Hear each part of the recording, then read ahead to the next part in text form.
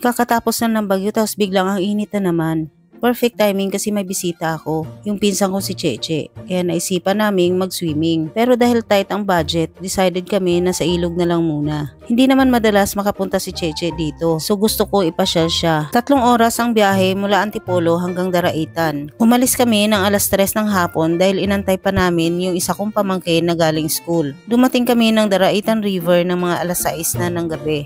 Dahil gabi na, naghanda agad kami ng pagkain para sa magiging hapunan namin. At dahil biglaan lang yung alis namin, ang dami namin nakalimutan. Kulang ang mga rekado na dala namin kaya kailangan namin bumili. Nagtanong ako sa mga lokal dito kung saan pwede makabili. Sinabi sa amin na kailangan pa namin tumawid ng ilog. Kailangan sumakay ng bangka kaya nagpunta na agad kami sa sakayan. 10 piso bawat isa ang pamasahe sa bangka. Isa ito sa mga pangunahing kabuhayan ng mga tao dito, ang pagiging bangkero. Maraming turista ang pumupunta rito dahil sa kagandahan ng kanilang lugar. Pati motor at tricycle ay kaya din palang isakay sa bangka. Pero ang mas nakakagulat, pati mga kabayo ay isinasakay din pala nila dito. At mukhang sanay na sila sumakay. Ginagamit nila ang mga kabayo panghakot ng kanilang mga tanim na gulay at prutas sa bukid. Nang makatawid na kami, medyo malayo din ang nilakad namin papunta sa tindahan. Nabibilhan namin at habang naglalakad kami, bigla ko na-imagine na nasa isang horror film kami dahil sa itsura ng lugar.